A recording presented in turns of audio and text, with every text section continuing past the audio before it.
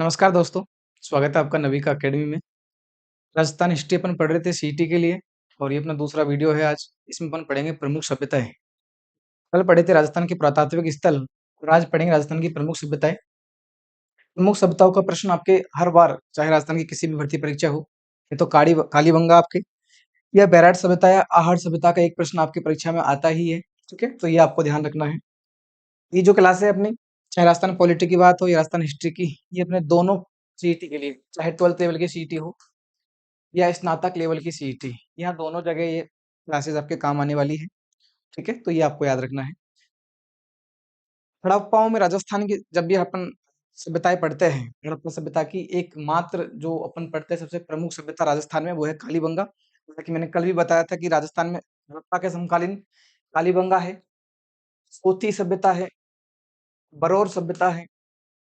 ठीक है, लेकिन अपन क्या पढ़ते हैं, अपन सिर्फ कालीबंगा पढ़ते हैं। सिंधु घाटी सभ्यता में एकमात्र पुरातात्विक स्थल अपन कालीबंगा पढ़ते हैं, बाकी सोथी और बरौर भी है, आजकल की परीक्षा में भी पूछे जाते हैं। ठीक है, कालीबंगा सभ्यता इसका आपके एक प्रश्न बनता है, क्यों? ऐसा माना जाता है कि हड़प्पा सभ्यता में जब इसका विकास हो रहा था सिंधु नदी के आसपास, तो वहां पर जो सरस्वती नदी है, क्योंकि आपको पता है कि वैदिक युग में सरस्वती नदी को सबसे पवित्र नदी माना गया है। तो सरस्वती नदी या घग्गर नदी के आसपास का जो क्षेत्र है, उस क्षेत्र में कुछ छोटी-छोटी सभ्यताओं का विकास हुआ और उसमें सबसे प्रमुख सभ्यता रही है कालीबंगा। हालाँकि यह एक गरीब बस्ती थी। गरीब बस्ती मतलब ऐसे साक्ष्य यहाँ से मिले उत्खनन से, जो ये दिखाते हैं कि यहाँ पर रहने वाले लोग गरीब थे, तुलनात्मक रूप से सिंधु घाटी सभ्यता के लोगों से। ठीक है? कालीबंगा कहाँ है? ये तो आपको पता है कि भई हनुमानगढ़ में स्थित है।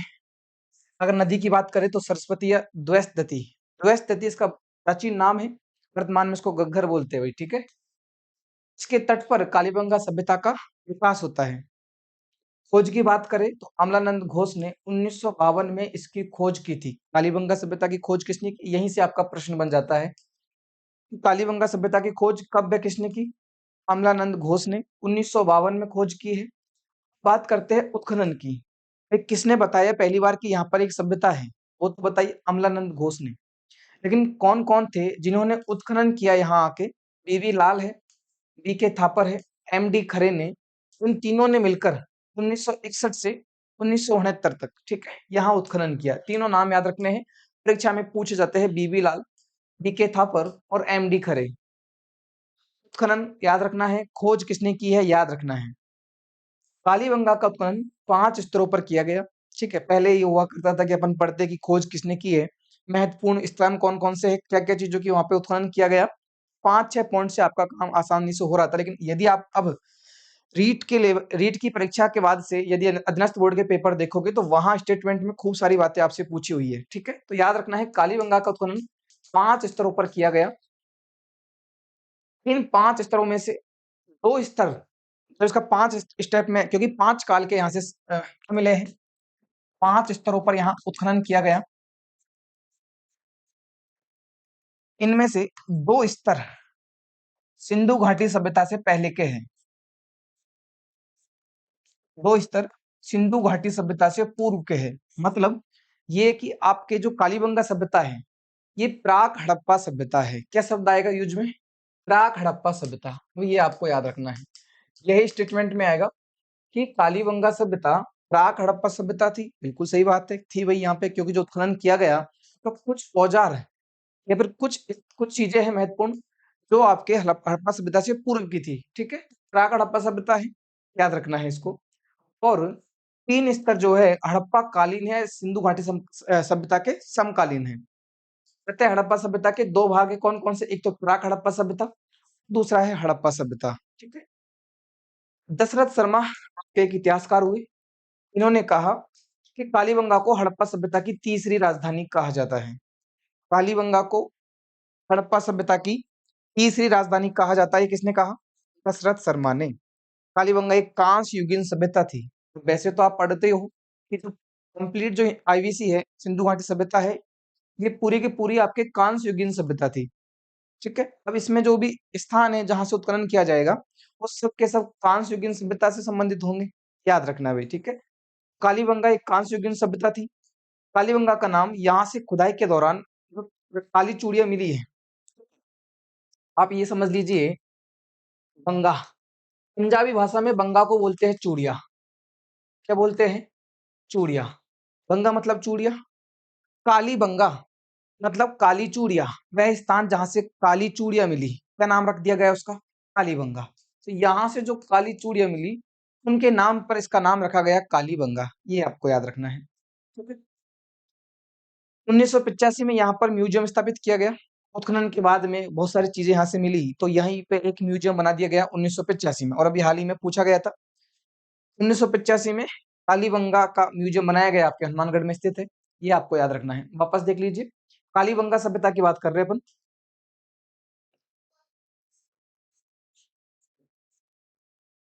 कालीबंगा सभ्यता, पहली बात तो ये, खोज किसने की है? कालीबंगा सभ्यता की खोज किसने की है? कमलानंद घोष ने। ये आपको याद रखना है।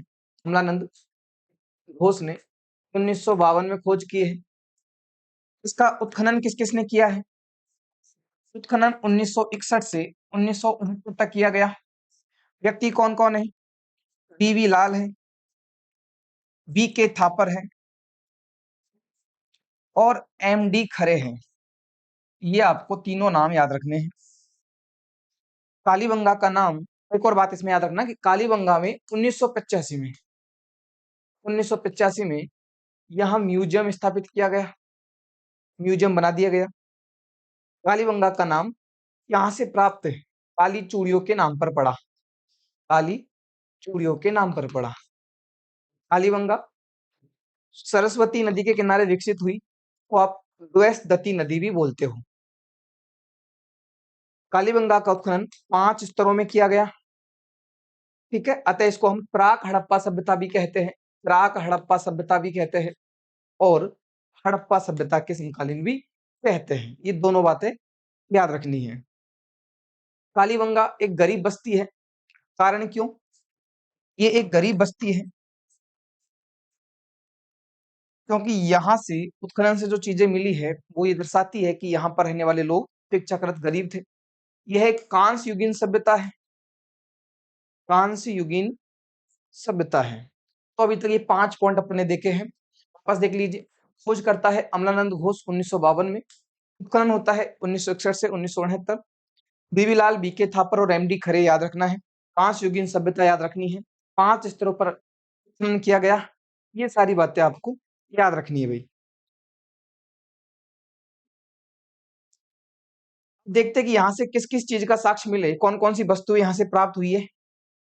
साक्ष्य की बात करते हैं तो कालीबंगा एक सुव्यवस्थित बसा हुआ शहर था। मतलब कुल मिला के जब आप सिंधु घाटी सभ्यता पढ़ते हो, हड़प्पा सभ्यता पढ़ते हो, तो उसमें देखते हैं कि जब शहर होते हैं, जो नगर नियोजन की बात करते हैं, कि शहर जो मकान होते हैं, वो उनके जो दरवाजे हैं, जैसे मुख्य सड़क जो है उसके पीछे की तरफ दरवाजे खुलते हैं घरों के। तो ये सिंधु घाटी सभ्यता का नगर नियोजन था। सड़कें जो है समकोण पर काटती है। ठीक है, समकोण पर सड़कें काटती है।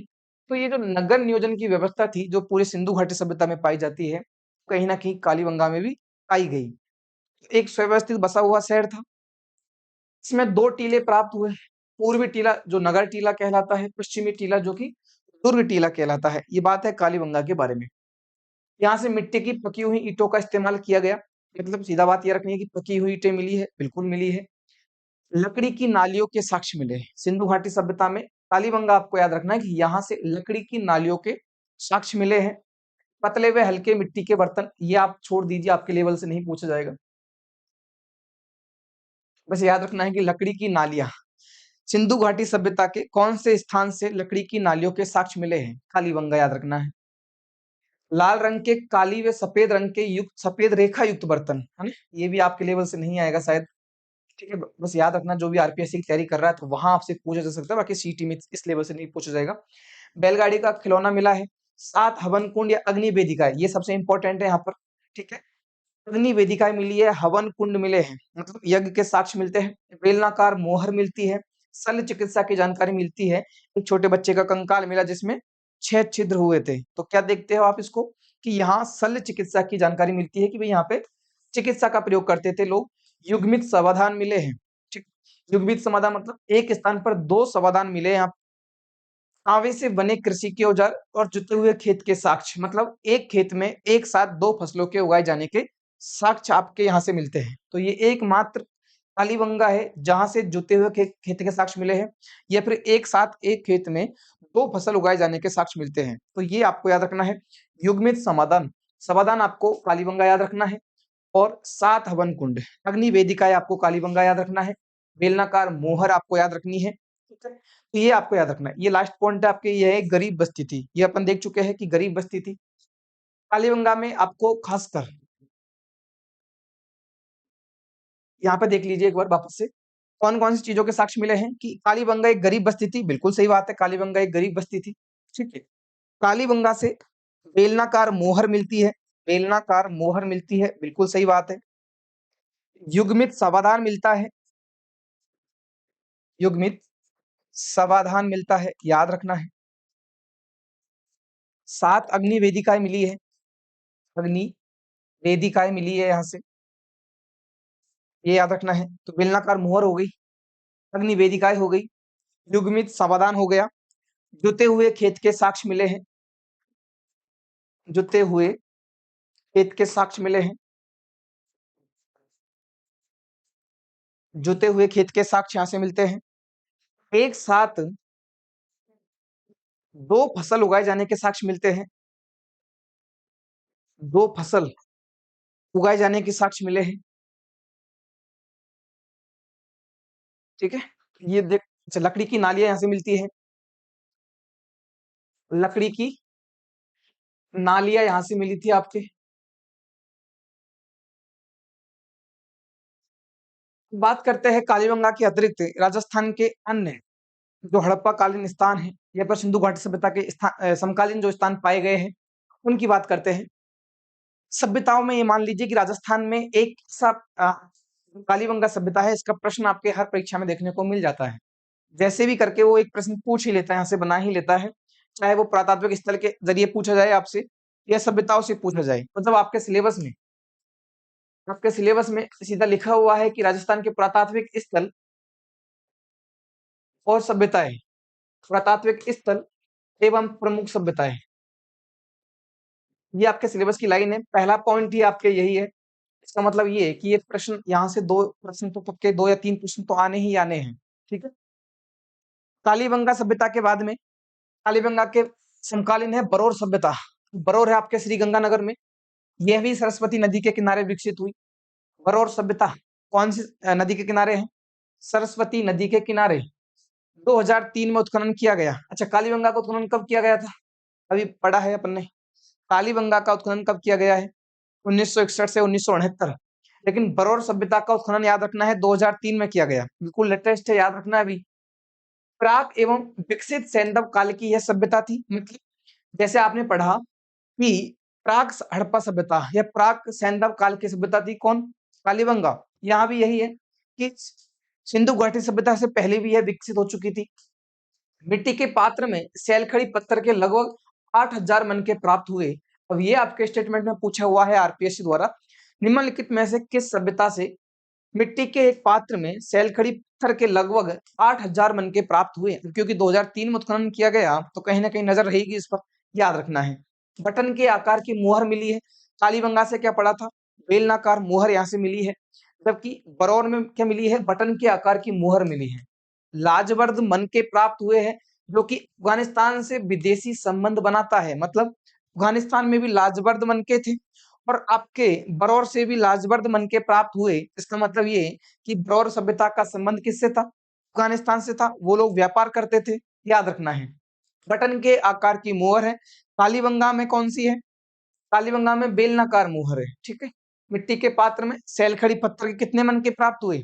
8000 मन के प्राप्त हुए हैं। ठीक है, सरस्वती नदी के किनारे विकसित हुई। 2003 में यहाँ उत्खनन किया गया बरौर सभ्यता। उसके बाद में है सोथी सभ्यता। सोथी मैंने बताया था कल भी आपको, पूगल व सावणिया सभ्यता है, इसके आसपास इसका विकास हुआ है। पूगल व सावणिया ये कहाँ आते हैं? बीकानेर में। तो यहाँ इसका विकास होता है सोथी सभ्यता का। खोज होती है अमलानंद घोष के द्वारा। कालीबंगा सभ्यता की खोज किसने की? कालीबंगा सभ्यता की खोज अमलानंद घोष ने 1952 में की है। अमलानंद घोष जी ने ही सोथी सभ्यता की खोज की है। सोथी सभ्यता की खोज की है। सोथी सभ्यता हड़प्पा का उद्गम स्थल कहलाती है। सभ्यता हड़प्पा का उद्गम स्थल, ये बिल्कुल आपको याद रखना है। इसे हड़प्पा सभ्यता का उद्गम स्थान कहा जाता है, उद्गम स्थल कहा जाता है सोथी सभ्यता को। इसे कालीबंगा प्रथम भी कहा जाता है, ये याद रखना है बिल्कुल आपको। निम्नलिखित में से किस सभ्यता को कालीबंगा प्रथम कहा जाता है? निम्नलिखित में से किस सभ्यता को कालीबंगा प्रथम कहा जाता है? सोती सभ्यता। खोज किसने की है? अमलानंद घोष ने की है। हड़प्पा सभ्यता का उद्गम स्थल है। और पूगल व सावणिया ये कहाँ है? बीकानेर। इसके आसपास का जो क्षेत्र है उसे नाम दिया गया सोती सभ्यता। सोती प्रॉपर कोई जगह नहीं है, बीकानेर के पूगल के आसपास की जो जगह है वो क्षेत्र है जहां पर इस तरह के अवशेष पाए गए हड़प्पा कालीन, इसे नाम दे दिया गया सोती। ठीक है, तो ये सोती सभ्यता याद रखना भाई, यहाँ से थोड़ा सा बन सकता है प्रश्न, बरौर का तो नहीं पर सोती सभ्यता से एक प्रश्न बन जाता है, क्योंकि हड़प्पा सभ्यता का उद्गम स्थल है, कालीबंगा प्रथम भी इसको कहा जाता है, और अमलानंद घोष जी इसकी खोज करते हैं। ठीक है, बरौर सभ्यता याद रखनी है, सोती सभ्यता और कालीबंगा सभ्यता। बात करते हैं बालाथल सभ्यता, उदयपुर की। बालाथल से जो अवशेष मिले हैं ये भी कहीं ना कहीं आपके सैंधव कालीन है। सैंधव किसको बोलते हैं? सैंधव है सिंधु घाटी सभ्यता। क्यों सिंधु घाटी सभ्यता को बोलते हैं? सिंधु नदी के कारण। सैंधव सभ्यता, हड़प्पा सभ्यता, आईवीसी शॉर्ट में बोलता हूँ सिंधु घाटी सभ्यता को। इनका मतलब आपको एक ही समझना है कि मैं हड़प्पा सभ्यता की बात कर रहा हूँ या सिंधु घाटी सभ्यता की बात कर रहा हूँ। ठीक है, ये चारों शब्द एक ही परिप्रेक्ष्य में मैं यूज करूंगा, याद रखना है। बालाथल सभ्यता की बात कर रहे हैं, ये है आपके बल्लभ नगर उदयपुर में। नदी की बात करें तो बेड़च नदी, बेड़च नदी के किनारे बालाथल सभ्यता का उद्गम होता है। कि अपन ने देखा था अभी घग्गर नदी के किनारे कालीबंगा सभ्यता है और बरौर सभ्यता है। बालाथल सभ्यता बेड़च नदी के किनारे है। उत्खनन की बात करें तो बीएन मिश्र ने 1993 में उत्खनन किया था। ठीक है, बालाथल सभ्यता का उत्खनन कब किया गया? 1993 में बीएन मिश्र द्वारा, वीरेंद्र नाथ मिश्र द्वारा इसका उत्खनन किया गया था भाई। ठीक है,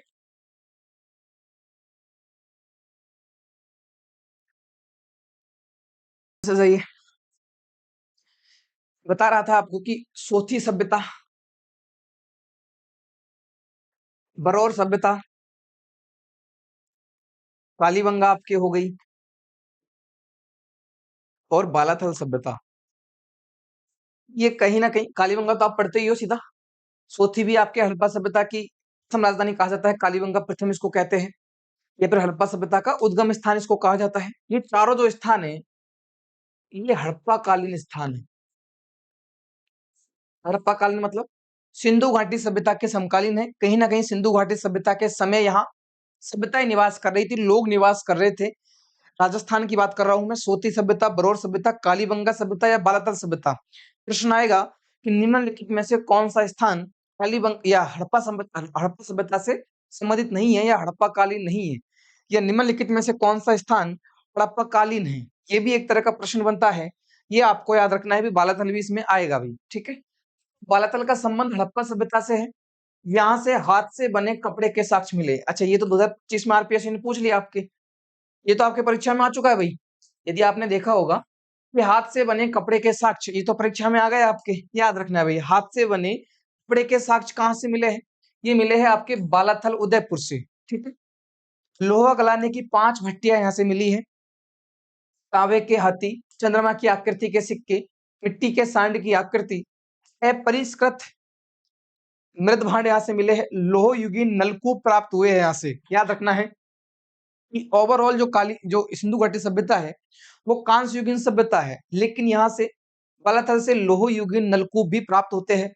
यहाँ मन के जो मकान बने हैं, यहाँ पे मकानों पर तावे के औजारों और मृद भांडों पर सिंधु घाटी सभ्यता का प्रभाव दिखाई देता है। भाई आप बोल रहे हो कि ये हड़प्पा कालीन सभ्यता या फिर सिंधु काल के यहाँ अवशेष मिले, कौन सी जगह है, कौन सी चीजें हैं, कौन से उत्खनन के दौरान ऐसे कौन से साक्ष्य मिले जिनसे आप कहते हो कि भाई ये हड़प्पा कालीन है? तो हम बोलेंगे कि यहाँ पर जो मकान बने हुए हैं, यहाँ पर जो तावे के औजार जो मिले हैं यहाँ से, या फिर यहाँ के जो मृदभांड है, जो बर्तन है, उन पर सिंधु घाटी सभ्यता का प्रभाव दिखाई देता है।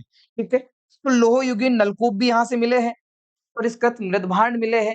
यहाँ के मकानों से, यहाँ के मृदभांडों से, या फिर यहाँ के औजारों से हम ये बोलते हैं तावे के औजारों से कि यह बालाथल सभ्यता सिंधु घाटी सभ्यता के समकालीन है। ठीक, याद रखना है। लोह युगीन नलकूप याद रखने हैं, पुरस्कृत मृदभांड याद रखने हैं, और सबसे इंपॉर्टेंट है हाथ से बना कपड़े के साक्ष्य, इसको दिमाग में रख लीजिए। लोहा गलाने की 5 भट्टियां याद रखना है, बिल्कुल याद रखना है। लोहा गलाने की 5 भट्टियां दिमाग में फिट कर लीजिए इसको, ये आएगा प्रश्न आपके। हाथ से बने कपड़े के साक्ष्य निम्नलिखित में से किस स्थान से प्राप्त हुए हैं? बलथल उदयपुर से प्राप्त हुए हैं। 1993 में पीएन मिश्र ने, वीरेंद्र नाथ मिश्र ने यहाँ उत्खनन किया, याद रखना है। बेडस नदी के किनारे इस सभ्यता का विकास होता है। कौन सी नदी के किनारे? बेडस नदी के किनारे सभ्यता का विकास होता है। बालाथल सभ्यता, बार बार बोलो, याद हो जाएगा, यहाँ से प्रश्न बनते हैं आपके। और ये जो कंटेंट लिया गया है बिल्कुल आपके प्रमाणिक सोर्स से ही कंटेंट लिया गया है। 10वीं 12वीं की जो आपके मूल सोर्स होते हैं, बुक्स है आपके, आरबीएससी की हो या एनसीईआरटी की हो, कोई डिटेल्स जो एनसीईआरटी में दी गई है, या हिंदी ग्रंथ अकादमी के सोर्स हो, तो ये बिल्कुल आपके प्रमाणिक साइट से लिया गया डाटा है। ये आपके लिए 100%, यदि आप इन चीजों को देखोगे, पीवाईक्यू देखोगे, तो आपके समझ में आएगा कि इससे बाहर आपके सभ्यताओं के या पुरातात्विक स्थलों के प्रश्न नहीं जा रहे। ठीक है, अब बात करते हैं आहड़ सभ्यता की। आहड़ सभ्यता स्थान की बात करें तो उदयपुर में।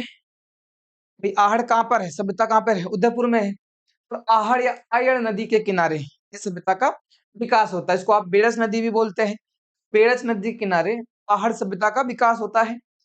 4000 वर्ष के ताम्रपाषाण कालीन सभ्यता के अवशेष प्राप्त हुए। मतलब बस आप तो इतना वर्ष वगैरह आपके नहीं पूछा जाएगा इसमें सीटी के लेवल से, या फिर आदर्श रोड आपके इतना डीप में नहीं जाता।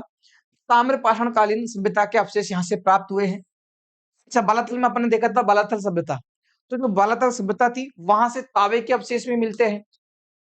बालाथल सभ्यता से तांबे के अवशेष भी मिलते हैं, और लोहे गलाने की 5 भट्टियां भी मिली है।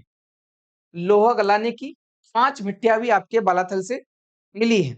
ऐसे ही आहड़ में याद रखना है कि आहड़ ताम्रकालीन सभ्यता के अवशेष यहाँ से प्राप्त हुए हैं। और आहड़ का उत्खनन किसने किया है? अक्षय कीर्ति व्यास ने। अक्षय कीर्ति व्यास ने 1953 में उत्खनन किया, जबकि कालीबंगा का उत्खनन कब किया गया? कालीबंगा का उत्खनन होता है 1961 से 1969। कितना? 1961 से 1961 से 1969 यहाँ इसका उत्खनन किया गया कालीबंगा का। लेकिन आहड़ सभ्यता का उत्खनन कब किया गया? 1953 में। अक्षय कीर्ति व्यास, रतन चंद्र अग्रवाल भी इसमें शामिल है, एच डी साखलिया इसमें शामिल है। इसका उत्खनन 8 स्तरों पर किया गया। आहड़ सभ्यता का उत्खनन 8 स्तरों पर किया गया था। कालीबंगा सभ्यता का उत्खनन 5 स्तरों पर किया गया था। कालीबंगा सभ्यता का उत्खनन 5 स्तरों पर किया गया था, बिल्कुल याद रखना है भाई। कालीबंगा सभ्यता, इसका उत्खनन 5 स्तरों पर किया गया। 5 स्तरों में से 2 स्तर तो प्राक हड़प्पा कालीन थे, और 3 स्तर हड़प्पा सभ्यता के समकालीन थे। आहड़ सभ्यता की बात करते हैं, 8 स्तरों पर इसका उत्खनन किया गया। बस इतना याद रखना है, इसमें ज्यादा डिटेल में नहीं जाना। चौथे स्तर पर तांबे की 2 कुल्हाड़ियां मिली है। और जो आहड़ सभ्यता है उसका स्थानीय नाम है धूलकोट। धूलकोट मतलब धूल का टीला, रेत का टीला। प्राचीन नाम इसका अघाटपुर भी मिलता है। बिल्कुल ये सारी बातें, खासकर ये 2 लास्ट के जो पॉइंट है, 8 स्तरों पर उत्खनन होता है। उत्खननकर्ता कौन है? आहड़ नदी के किनारे है या ताम्रपाषाण कालीन सभ्यता है? ये बिल्कुल स्टार लगा लीजिए कि आपके आहड़ सभ्यता से प्रश्न आना है, तो ऑप्शन में आपको ये जरूर नाम मिलेंगे कि इस सभ्यता का प्राचीन नाम है अघाटपुर। क्या नाम है? अघाटपुर। आहड़ का प्राचीन नाम क्या है भाई? घाटपुर आहड़ का प्राचीन नाम है। स्थानीय नाम क्या है? धूलकोट। यहाँ के लोग इस सभ्यता को क्या बोलते थे? धूलकोट बोला करते थे। धूलकोट मतलब रेत का टीला। बात करते हैं यहाँ से कौन कौन सी चीजों के साक्ष्य मिले हैं। साक्ष्य में बात करें, धूप में पकी हुई ईंट है, और पत्थरों का प्रयोग किया गया है। मतलब जो मकान बनाए गए हैं उनमें पत्थरों का प्रयोग भी किया गया है। जैसे अपन ने कालीबंगा में पढ़ा था। कालीबंगा में क्या पढ़ा है? कालीबंगा में पढ़ा है कि भाई कालीबंगा सभ्यता में लकड़ी की नालियों का प्रयोग किया गया। ठीक है, ऐसे आप यहाँ क्या पढ़ोगे कि धूप में पकी हुई ईंटों का प्रयोग किया गया। वहां पर आग में पकी हुई ईंटें थी, कहां पर? कालीबंगा में। यहाँ पर कौन सी है? धूप में पकाई ईंटों का प्रयोग किया गया। मकान बनाने में पत्थरों का प्रयोग किया गया। एक साथ 6 चूल्हों के साक्ष्य मिले हैं। इससे क्या पता चलेगा? ये पता चलेगा कि भाई यहाँ संयुक्त परिवार की प्रथा थी। मतलब लोग एक साथ रहा करते थे, बड़े बड़े परिवार थे, क्योंकि एक घर में तो 6 चूल्हे होंगे नहीं। 6 चूल्हे एक घर में होंगे नहीं। भई एक घर में 6 चूल्हों की क्या आवश्यकता है? आजकल आपके एकल परिवार है। आप देखते हो कि विखंडित परिवारों में कितने चूल्हे होते हैं? वैसे तो आजकल तो आप गैस सिलेंडर आ गया घरों में, तो उनका यूज़ करते हो।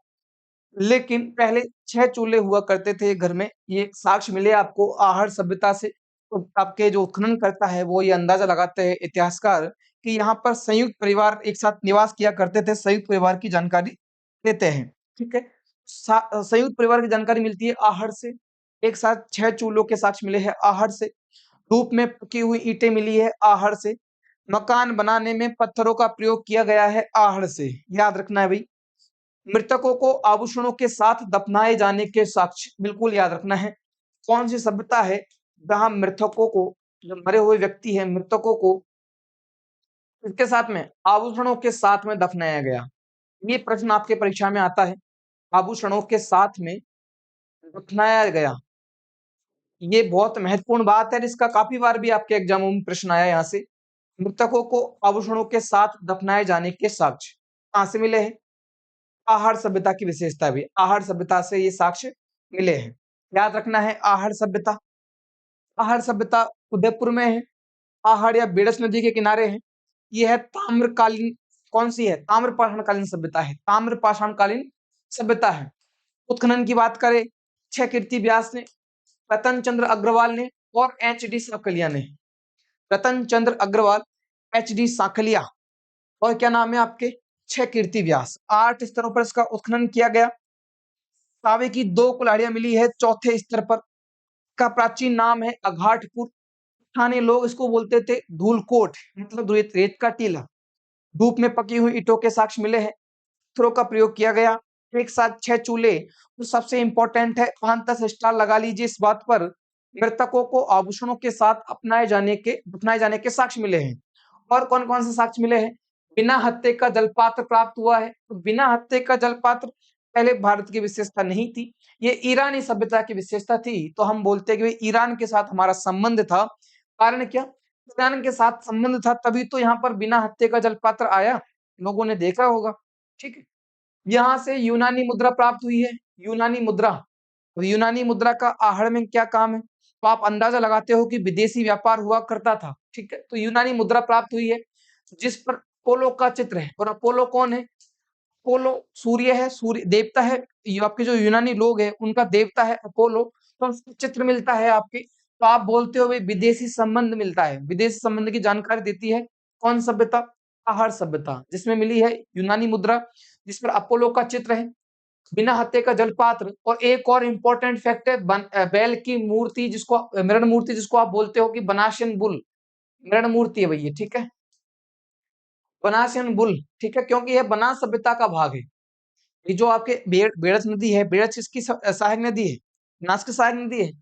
बनास सभ्यता का भाग है, इसको नाम दिया गया बनासियन बुल या फिर इसको बैल की मृण मूर्ति, ये भी याद रखना है। यूनानी मुद्रा याद रखनी है, बिना हत्थे का जलपात याद रखना है, लाल काले मृदभांड, ये तो आरएस में पूछा गया था। आरएस 2021 में लाल काले मृदभांड का प्रश्न आया था। स्टेटमेंट में प्रश्न आते हैं आजकल सभ्यताओं से आपके। अनाज रखने के बड़े मृदभांड यहाँ से मिले हैं, गोरे या कोठे ये कहलाते हैं आपके। गेहूं व चावल की कृषि के साक्ष्य मिले हैं। निम्नलिखित में से किस स्थान से गेहूं व चावल की खेती के साथ साक्ष्य के साथ मिलते हैं? वो कौन है आपके? आहड़ सभ्यता। तांबा गलाने की भट्टियां मिलेगी, ताम्रपाषाणकालीन सभ्यता है। रंगाई छपाई व्यवसाय के प्रमाण मिले हैं, ये अभी आपके रंगाई छपाई उद्योग, ये आरपीएससी ने पूछ लिया है अभी 2026 में। आरपीएससी ने 2026 के एक पेपर में पूछा है कि निम्नलिखित में से किस स्थान से रंगाई छपाई उद्योग के साक्ष्य मिले हैं? तो रंगाई छपाई उद्योग जो ऑप्शन दिए गए हैं उसके हिसाब से क्या है आपके? आहड़ सभ्यता है, आहड़ उदयपुर है। तौल के बांट या माप यहाँ से मिले हैं। लेपिस माजुली प्राप्त हुई है। जो लाजवर्द नीले रंग के बहुमूल्य पत्थर होते हैं अफगानिस्तान में मिलते हैं, ये कोई जरूरी नहीं है। खुदाई में पूजा पात्र प्राप्त हुआ, ये भी कोई महत्वपूर्ण नहीं है। जो मैंने टिक लगा रखे हैं वो तो बिल्कुल आपको रट के जाने भाई, ठीक है? तांबा गलाने की भट्टियां है, ऊपर के पूरे पॉइंट रट के जाने हैं आपको, वापस देखना है इनको भाई। बिना हत्थे का जलपात्र मिला, बिना हत्थे का जलपात्र मिला इसका मतलब है ईरानी सभ्यता से संबंध है। यूनानी मुद्रा प्राप्त हुई है, यूनानी मुद्रा प्राप्त हुई है जिसको विदेशी संबंध दर्शाती है। पोलो का चित्र मिला है, पोलो का चित्र मिला है। बैल की मृण मूर्ति जिसको आपने नाम दिया है बनाशन बुल, बनाशन बुल नाम दिया है बैल की मृण मूर्ति, कारण क्योंकि यह सभ्यता बनास सभ्यता का भाग है। आहड़ सभ्यता जो है, आहड़ नदी जो है बनास की सहायक नदी है। बनास सभ्यता बनासन सभ्यता जो है उसका भाग है। इस कारण नाम दिया गया बैल की मृण मूर्ति को बनासन बुल। लाल काले मृदभांड प्राप्त हुए यहाँ से। ठीक है। अनाज रखने के बड़े मृदभांड जिन्हें गोर या कोठे कहा गया। गेहूं व चावल की खेती के साक्ष्य मिलते हैं आहड़ सभ्यता से। ताम्रयुगीन सभ्यता है। ठीक है। ताम्र पाषाणकालीन सभ्यताओं की जननी इसको वे एक तरह से कह सकते हैं। वैसे तो गणेश्वर को आप बोलते हो। तांबे की जो ताम्रयुगीन सभ्यता है उनकी जननी कौन है? गणेश्वर सभ्यता। आगे देखेंगे। तांबे गलाने की भट्टियां मिलती है आहड़ से। रंगाई छपाई व्यवसाय ये भी ट्रेंडिंग प्रश्न है, ट्रेंडिंग में चल रहा है। जो चीजें ट्रेंडिंग में चलती है हैशटैग लगा के वो आपको याद रखनी होती है भाई। ठीक है। रंगाई छपाई व्यवसाय है, ये ट्रेंडिंग प्रश्न है, इस पर हैशटैग लगा लीजिए, स्टार लगा लीजिए भाई। ठीक है। लेपिस माधुरी प्राप्त हुई है जो कि कहीं ना कहीं अफगानिस्तान की विशेषता थी, तो वहां से भी संबंध यहाँ का मिलता है भाई। वापस देख लीजिए। आहड़ सभ्यता उदयपुर, आहड़ नदी, ताम्र पाषाणकालीन सभ्यता, 8 स्तरों पर खोज हुई। खनन अक्षय कीर्ति व्यास है, रतन चंद्र अग्रवाल है, एच डी साकले द्वारा किया गया। धूलकोट, अघाटपुर, धूप में पकी हुई ईंटें, मृतकों को आभूषणों के साथ दफनाए जाने के साक्ष्य, एक साथ 6 चूल्हे, मतलब संयुक्त परिवार की जानकारी। ठीक है। गोर व कोठे, अनाज रखने के मृदभांड है। अपोलो का चित्र, यूनानी मुद्रा जो कि यूनानी देवता है, विदेशी संबंध दर्शाता है। बिना हत्थे का जलपात्र, बैल की मृण मूर्ति, बनाशन बुल मिला है यहाँ से। ठीक है। उसके बाद में गेहूं व चावल के साक्ष्य, रंगाई छपाई का व्यवसाय है। ये सारे साक्ष्य कहाँ से मिले हैं? ये मिले हैं आहड़ सभ्यता से भाई। ठीक है। ये सारे साक्ष्य आहड़ सभ्यता से मिले हैं। उसके बाद में है गिलुंड सभ्यता। गिलुंड सभ्यता, गिलुंड कहाँ है? गिलुंड है राजसमंद में। गिलुंड सभ्यता, गिलुंड है राजसमंद में। बनास नदी के तट पर इसका नाम दिया गया मोडिया मगरी। भाई निम्नलिखित में से कौन सी सभ्यता पे मोडिया मगरी कहा गया या फिर मोडिया मगरी नाम से दो टीले मिले हैं? ये टीलों के नाम है मोडिया मगरी। ये याद रखना है, गिलुंड सभ्यता से संबंध है। मोडिया मगरी का संबंध किस सभ्यता से है? गिलुंड सभ्यता से है, याद रखना है। उत्खनन की बात करें 1957 से 1958 में बीवी लाल व वी.एस. सिंधे द्वारा उत्खनन किया गया। बीवी लाल, बी.के. थापर और एम.डी. खरे ने किसका उत्खनन किया है? कालीबंगा का उत्खनन किया है। लेकिन बीवी लाल व बी.एस. सिंधे ने किसका उत्खनन किया है? गिलुंड सभ्यता का उत्खनन किया है। बी.एस. सिंधे जो है वो पूना के डक्कन कॉलेज में थे। तो एक व्यक्ति और है आपके प्रोफेसर ग्रेगरी पोसल। प्रोफेसर ग्रेगरी पोसल, ये आपके पेंसिल्वेनिया विश्वविद्यालय है अमेरिका में, वहां के ये खनन करता है। याद रखना है, इतिहासकार है प्रोफेसर ग्रेगरी पोसल। ये भी कभी कभार पूछ लिया जाता है कि प्रोफेसर ग्रेगरी पोसल, ये अपन आगे पढ़ेंगे हन्ना रेड। ठीक है। रंग महल में जो आप हन्ना रेड पढ़ते हो, वैसे ही यहाँ पढ़ना है आपको प्रोफेसर ग्रेगरी पोसल का संबंध किस सभ्यता के उत्खनन से है, तो आप पढ़ोगे कि गिलुंड सभ्यता के उत्खनन से है। तो ये आपको याद रखना है भाई।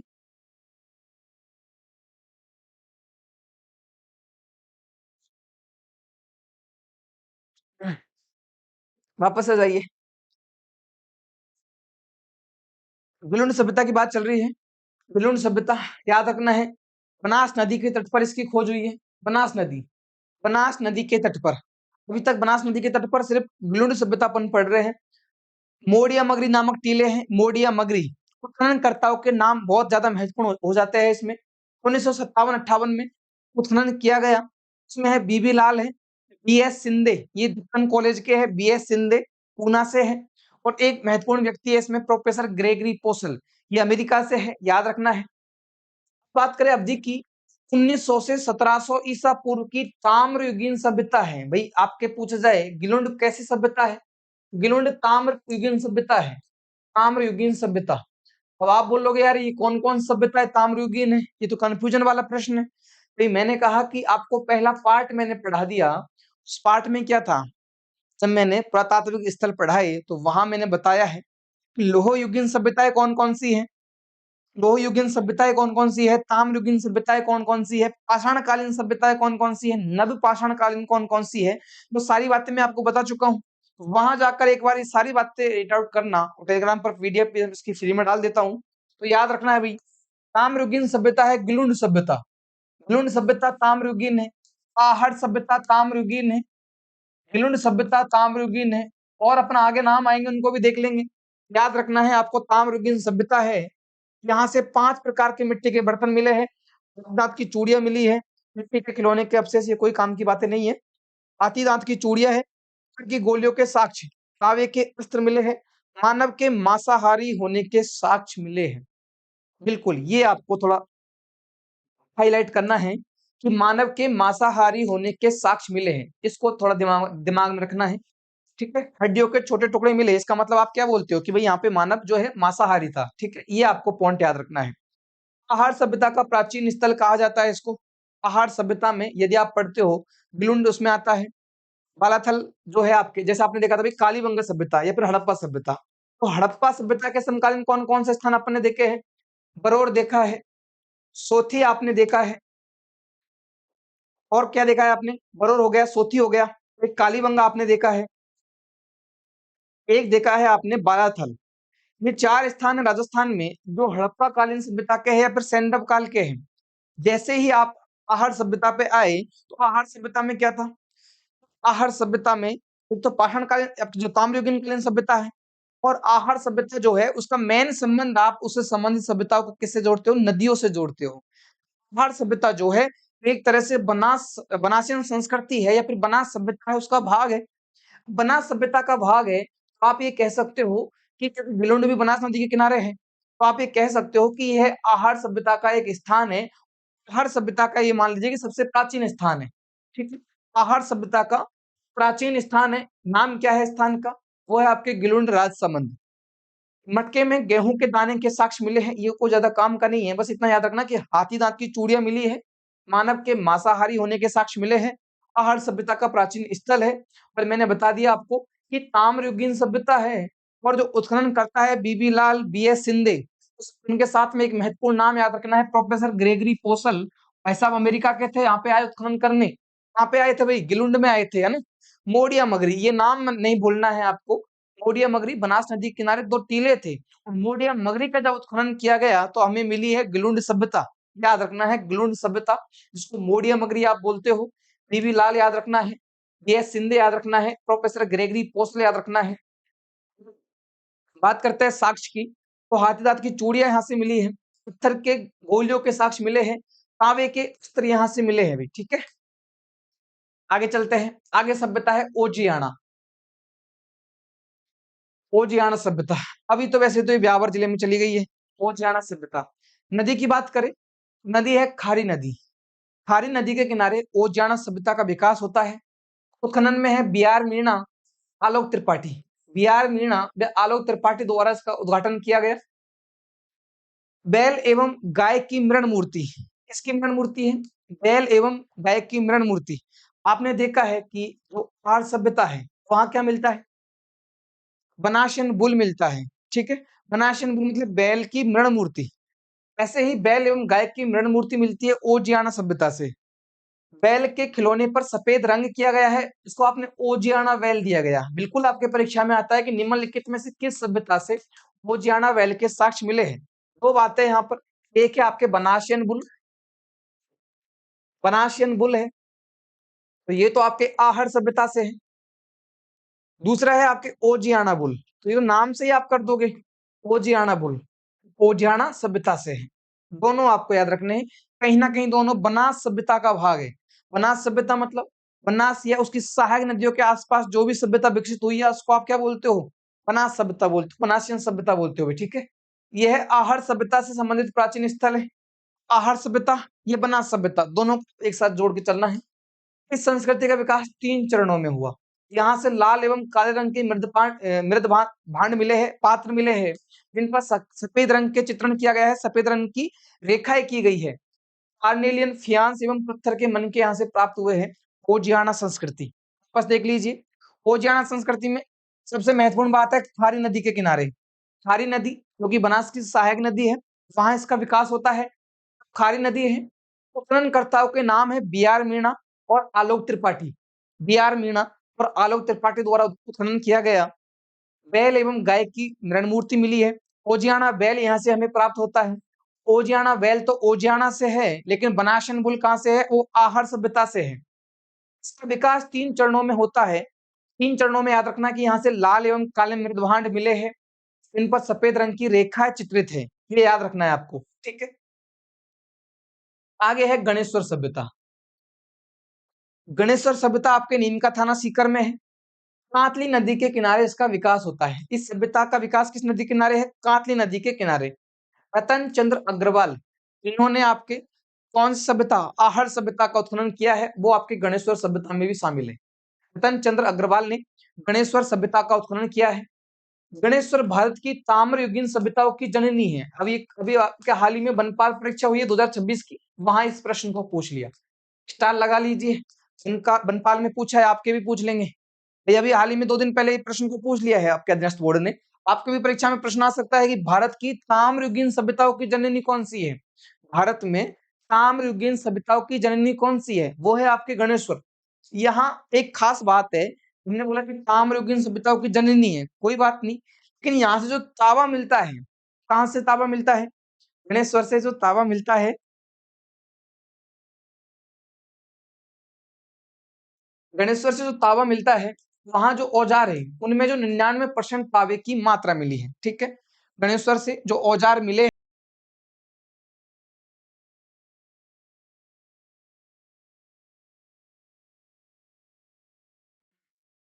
वापस जाइए। गणेश्वर से जो औजार मिले हैं, ये आप बोलते हो कि गणेश्वर ताम्रयुगीन सभ्यता है, ठीक है। तो ताम्रयुगीन सभ्यता में दो बातें आपको याद रखनी है। ताम्रयुगीन तो है, साथ में क्या याद रखना है कि भारत में प्राचीनतम ताम्रयुगीन सभ्यता है। प्राचीनतम ताम्रयुगीन सभ्यता है, देश की प्राचीनतम ताम्रयुगीन सभ्यता है। दूसरा क्या याद रखना है कि अभी जैसे आपके बनपाल में जो प्रश्न आया है, जिस तरह का लैंग्वेज वाले प्रश्न आपके पूछ जाते हैं, तो वहां याद रखना है कि भाई भारत के ताम्रयुगीन भारत के ताम्रयुगीन काल का निर्धारण करती है। मतलब पूरे देश में कब ताम्रयुगीन काल शुरू हुआ, तो पूरे एरा का निर्धारण करती है आपके गणेश्वर सभ्यता। और साथ क्या रखना है कि यहाँ से जो तांबे के औजार मिले हैं, तांबे के औजार, जो भी औजार यहाँ से मिले हैं तांबे के, उनमें तांबे की मात्रा है 99%, 99% कॉपर उनमें मिला हुआ, मतलब बहुत ज्यादा उच्च क्वालिटी का कॉपर वहां मिलता है, ठीक है। बाकी की और सभ्यताओं से आप पढ़ते हो तो तांबे के साथ में मिक्स कुछ भी मिलता है आपको, पीतल भी मिलता है मिक्स में। यहाँ से प्रॉपर तांबे के 99% साक्ष्य आपको मिलते हैं, ठीक है। साथ में है आपके यहाँ से जो तांबे मिला है, वो हड़प्पा में मोहनजोदड़ो को भेजा जाता था। गणेश्वर सभ्यता से तांबे को कहाँ भेजा जाता था? भेजा जाता आपके मोहनजोदड़ो जो सभ्यता है, हड़प्पा सभ्यता है, वहां तांबा जाता था आपके गणेश्वर सभ्यता से। कृपस वर्णी मृदपात्र, ये मिट्टी के काले नीले बर्तन, मिट्टी के काले नीले बर्तन आपकी विशेषता है आपके गणेश्वर सभ्यता की। मछली पकड़ने का कांटा यहाँ से प्राप्त हुआ है। मछली होती है, मछली को आप पकड़ते हो, पकड़ने का कांटा, जो मछली पकड़ते हैं उनको तो पता होगा, वो कांटा मिलता है आपके, कहाँ से मिलता है? गणेश्वर सभ्यता से।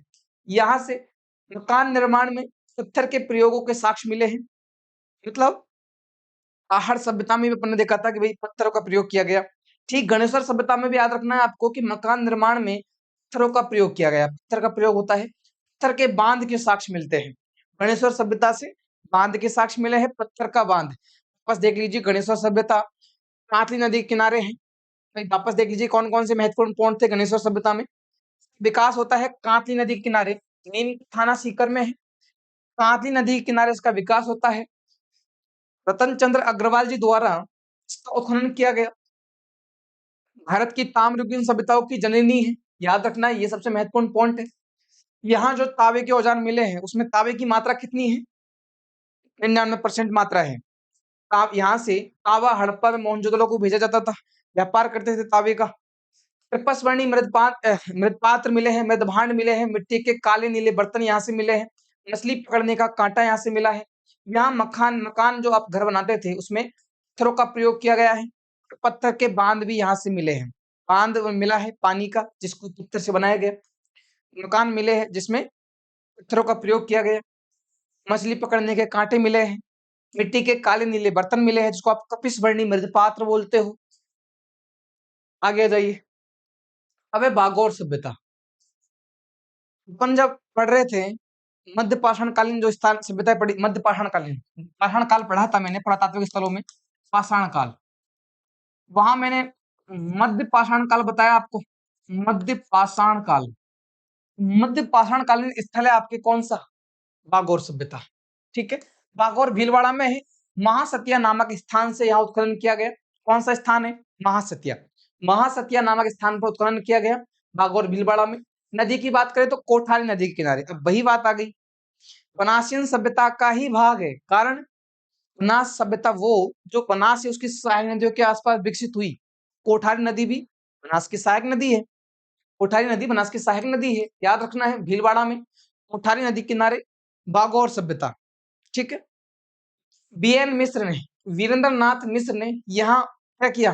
उत्खनन किया है भाई। ठीक है, बीएन मिश्र ने 1967 से 1970 तक, 1967 से 1970 तक यहाँ उत्खनन किया। यह सभ्यता 3 चरणों में विकसित हुई है। बागौर सभ्यता 3 चरणों में, एक तो बहुत ज्यादा पुराना है, 4 से 5000 ईसा पूर्व, इसका मतलब है प्रागैतिहासिक काल। मतलब आप ये याद रखना कि यह प्रागैतिहासिक काल की सभ्यता है। यह मध्य पाषाण कालीन स्थल है, पाषाण काल का ये स्थल है, याद रखना है। बागौर को मध्य पाषाण कालीन स्थल, सभ्यता का स्थल या लघु पाषाण उपकरण का प्रमुख केंद्र कहते हैं। 2 बातें भाई, ऐसा नहीं है कि एक लाइन है, दोनों बातें अलग अलग है, ध्यान से समझना। बागौर को मध्य पाषाण कालीन स्थल बोलते हैं। मध्य पाषाण कालीन सभ्यता मतलब पाषाण काल में भी जो मध्य युग है उस काल की यह सभ्यता है। पहला पॉइंट तो ये। दूसरा पॉइंट तो लघु पाषाण उपकरण का प्रमुख केंद्र। लघु पाषाण उपकरण मतलब उपकरण की बात आई एक तो, कि भी बड़े उपकरण होते साइज में, छोटे छोटे उपकरण यहाँ से मिले। बागौर से मिले हैं लघु उपकरण। पाषाण मतलब पत्थर के उपकरण, लघु पाषाण कालीन उपकरण मिले हैं बागौर से, पहला पॉइंट। दूसरा पॉइंट है कि मध्य पाषाण कालीन सभ्यता है, काल के अनुसार तो मध्य पाषाण कालीन है, लेकिन जो औजार मिले हैं छोटे छोटे पत्थर के औजार यहाँ से मिले हैं। सभ्यता का नाम क्या है? बागौर सभ्यता, याद रखना है भाई। प्रथम स्थल पर लघु पाषाण काल के उपकरण मिले, जैसे पशुपालन के साक्ष्य, याद रखना प्राचीनतम पशुपालन के साक्ष्य मिले हैं। भारत के प्राचीनतम पशुपालन के साक्ष्य मिले हैं बागौर सभ्यता से। भारत के प्राचीनतम पशुपालन के साक्ष्य मिले हैं बागौर सभ्यता से, याद रखना है आपको। यहाँ से कृषि के अवशेष मिले हैं, प्राचीनतम कृषि के अवशेष मिले हैं। तृतीय स्तर की बात करें, लोहे के अस्त्र मिले हैं। तृतीय स्तर पर लोहे के अस्त्र मिले हैं। द्वितीय स्तर पर कृषि के अवशेष मिले हैं। प्रथम स्तर पर पशुपालन के साक्ष्य मिले हैं। यहाँ से कृषि व पशुपालन के प्राचीनतम साक्ष्य मिले हैं। छेद वाली सुई का प्रमाण यहाँ से मिला है। लघु पाषाण उपकरण का घर इस सभ्यता को कहा जाता है। बागौर सभ्यता को लघु पाषाण उपकरणों का घर कहा जाता है भाई। यहाँ कालीधर बागौर साहिबा गुरुद्वारा स्थित है, गुरु गोविंद की याद में बनाया गया। कहाँ पर है ये आपके बागौर में है। बागौर कहाँ है? भीलवाड़ा में। ध्यान से रखना, सारी महत्वपूर्ण बातें हैं। कुछ महत्वपूर्ण बातें हैं जो आपके परीक्षा में बार बार पूछी जाएगी बागौर सभ्यता को लेकर। पहली बात तो ये कि बागौर सभ्यता जो है भाई, पहला पॉइंट तो ये याद रखना है कि बागौर कहाँ है? भीलवाड़ा में। बागौर भीलवाड़ा में है, ठीक है। उससे महत्वपूर्ण पॉइंट है कि यह मध्य पाषाण कालीन है, मध्य पाषाण कालीन सभ्यता है। बागौर सभ्यता मध्य पाषाण कालीन है। फिर मध्य पाषाण कालीन का मतलब है कि, तो मैंने आपको पाषाण काल बताया, तो पाषाण काल में एक तो है आपके पूरा पाषाण काल, उसके बाद में है मध्य पाषाण काल, और उसके बाद में है नव पाषाण काल। पाषाण काल के 3 भाग है, पूरा पाषाण काल है, मध्य पाषाण काल है और नव पाषाण काल है। ठीक है, 3 भागों में बात करें में मध्य पाषाण काल की, तो मध्य पाषाण काल में है बागौर सभ्यता। कौन सी सभ्यता है? बागौर सभ्यता मध्य पाषाण काल में है। बागौर सबसे महत्वपूर्ण सभ्यताओं में गिनी जाती है राजस्थान में, जिससे प्रश्न आता है। कारण क्या है? कारण ये कि यहां से पूरे भारत के प्राचीनतम किसके साक्ष्य मिले हैं? पशुपालन के साक्ष्य मिले हैं और कृषि के साक्ष्य मिले हैं। तो भारत के प्राचीनतम पशुपालन के साक्ष्य अपने आप में बड़ी बात है। प्राचीनतम पशुपालन के साक्ष्य है, प्राचीनतम कृषि के साक्ष्य, वो कहां से मिलते हैं? बागौर सभ्यता से मिलते हैं। पहला पॉइंट तो ये जो आपको दिमाग में रख लेना है, इसको यहां से प्रश्न बनेगा। उसके बाद में छेद वाली सुई, पत्थर की सुई मिली थी, पत्थर की सुई मिली है, छेद वाली सुई मिली है, पाषाण काल की बात है भाई। ठीक है, तो इसलिए महत्वपूर्ण हो जाता है। एक और मैंने पॉइंट बताया कि यहां से छोटे छोटे उपकरण मिले हैं, पत्थर के उपकरण मिले हैं। तो उपकरण इतनी ज्यादा मात्रा में मिल गए कि इसको कहा गया कि लघु पाषाण उपकरण का घर। यदि आप इसका संधि विच्छेद करते हो पाषाण उपकरण, पाषाण के उपकरण, तो मतलब लघु पाषाण उपकरण का घर कहा गया, इसका मतलब पत्थर के छोटे-छोटे उपकरण इतने मिले कि इसकी एक प्रसिद्धि मिल गई, इसका नाम ही रख दिया गया। तो लघु पाषाण उपकरणों का घर किसको कहा गया? भागोर सभ्यता को कहा गया। फिर एक और बात, भी आरपीएससी का ट्रेंड है भाई, आप क्या बोलते हो कि भाई ट्रेंड बदला है, अब आप कैसे पता करोगे ट्रेंड बदला है? अरे सभ्यताओं के 3 स्टेटमेंट वाले प्रश्न हैं। उन्होंने एक स्टेटमेंट में दे दिया कि यहाँ से कलगीधर बागौर साहिबा मिला है। कलगीधर बागौर साहिबा गुरुद्वारा यहाँ पे बना हुआ है गुरु गोविंद सिंह की याद में। तो वो कहाँ पर है? वो भी बागौर सभ्यता में है। कि निम्नलिखित में से किस प्राचीनतम सभ्यता कालीन स्थल पर कलगीधर बागौर साहिबा स्थान वो गुरुद्वारा स्थित है? कहाँ पर स्थित है? बागौर सभ्यता में। बात करते हैं कि भाई इसका जो उत्खनन है, किसका उत्खनन? बागौर सभ्यता का 3 स्तरों में किया गया। पहले स्तर में जो उपकरण आपके जो उत्खनन किया गया वहां पशुपालन के साक्ष्य मिले। दूसरे स्तर पर जो उत्खनन किया गया कृषि के अवशेष मिले। तीसरे स्तर पर जो उत्खनन किया गया वहां लोहे के अस्त्र मिले। ये आपको याद रखना है। उत्खनन करता है बीएन मिश्र, वीरेंद्र नाथ मिश्र ने यहाँ उत्खनन किया है 1967 से 1970। वीरेंद्र नाथ मिश्र याद रखना है। वीरेंद्र नाथ मिश्र ने 1967 से 1970 तक यहाँ उत्खनन किया है। ये आपको दिमाग में रट लेना है भाई, ये आता है परीक्षा में। कोठारी नदी के किनारे है, कोठारी नदी के किनारे। और जिस स्थान से ये सभ्यता मिली है उस स्थान का नाम रख दिया गया है महासतिया। क्या नाम है? महासतिया नामक स्थान से इस सभ्यता के अवशेष मिले हैं भाई।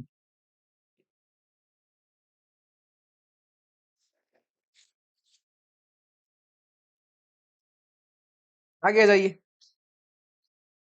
मानव के शिकारी होने के साक्ष्य। अच्छा, एक और पढ़ा था पहले कि मानव के मांसाहारी होने के साक्ष्य कहां से मिले हैं? मानव के मांसाहारी होने के साक्ष्य मैंने बताया कि वहां से आपके कहाँ पे गए भाई वो मानव के मांसाहारी, बिलुंड सभ्यता।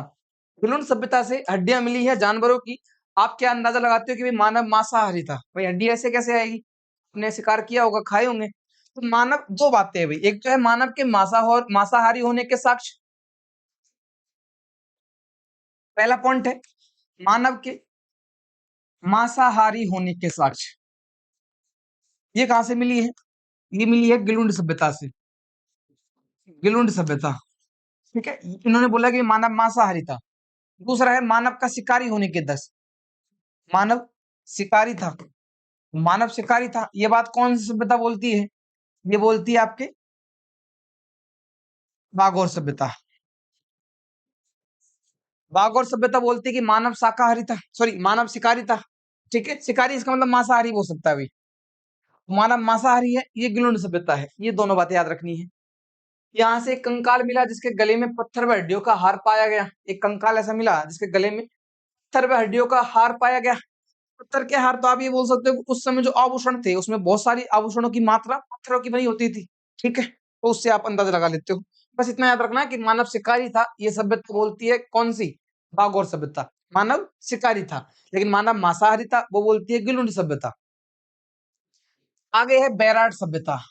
ठीक है, बैराट मतलब विराटनगर, वर्तमान में नया जिला बन गया कोटपुतली बहरोड। पहले जयपुर में पढ़ा करते थे, कोटपुतली बहरोड में पढ़ना है बैराट सभ्यता। विस्तार की बात करें तो बीजक की पहाड़ी, भीम जी की पहाड़ी या महादेव की डूंगरी कहाँ है? बैराठ में। बैराठ सभ्यता का भाग है। ये 3 पहाड़ियां हैं, बीजक की पहाड़ी, भीम जी की पहाड़ी और महादेव की डूंगरी। तो तीनों पहाड़ियों को यदि आप बोलते हो एक साथ में तो बोलते हो विराटनगर की सभ्यता या बैराठ की सभ्यता। उत्खनन की बात करें तो 1937 में दयाराम साहनी जी उत्खनन करते हैं। 1962-63 में नील रतन बनर्जी उत्खनन करते हैं और कैलाश नाथ दीक्षित ने भी उत्खनन किया। ये भी प्रश्न आता है आपके बैराट सभ्यता से कि निम्नलिखित में से कौन सा व्यक्ति या कौन सा उत्खननकर्ता बैराट सभ्यता से संबंधित नहीं है? ठीक है, दयाराम साहनी जी है, नील रतन बनर्जी भी है और कैलाश नाथ दीक्षित भी है। सिंधु घाटी सभ्यता के समकालीन मौर्य कालीन अवशेष भी प्राप्त हुए। इसका मतलब ये है कि बैराट सभ्यता से आईवीसी सिंधु घाटी सभ्यता के अवशेष मिलते हैं। सिंधु घाटी सभ्यता के अवशेष मिलते हैं। मौर्योत्तर काल के अवशेष मिलते हैं, मौर्य कालीन अवशेष मिलते हैं। मौर्य कालीन, शोक शोक कालीन अवशेष मिलते हैं, मौर्य कालीन अवशेष मिलते हैं, सिंधु घाटी सभ्यता के अवशेष मिलते हैं। सभ्यता का नाम क्या है? बैराट सभ्यता। यहाँ से प्राप्त भवनों एवं अन्य स्थापत्य में ईंटों के प्रमाण मिले। जैसे आप कालीबंगा में पढ़ते हो पकी हुई ईंटें मिली, ठीक है, वैसे बैराठ में पढ़ोगे आपकी यहाँ पे जो भवन बने हैं उसमें ईंटों का प्रयोग किया गया। ईंटों की बनावट मोहनजोदड़ो के समान है। जो ईंटें मिली है वो मोहनजोदड़ो के समान है, इसलिए हम बोलते हैं कि कहीं न कहीं ये भी हड़प्पा सभ्यता के समकालीन थी। यहाँ से चांदी की 8 पंचमार्क मुद्राएँ हैं। ये बहुत इंपॉर्टेंट लाइन है, दोनों, खासकर किसके बारे में? बेराट सभ्यता के बारे में। चांदी की 8 पंचमार्क मुद्राएँ। पंचमार्क का मतलब होता है कि पंच करके बनाई गई। मार्क का मतलब क्या होता है? चिन्ह। यदि आप इसको इंग्लिश करते हो अलग-अलग, पंच मतलब दबाकर और मार्क मतलब चिन्ह। तो आप इस तरह सील लगाते हो, पंचमार्क मुद्राएँ, ये भारत में प्राचीनतम मुद्राओं में मानी जाती है।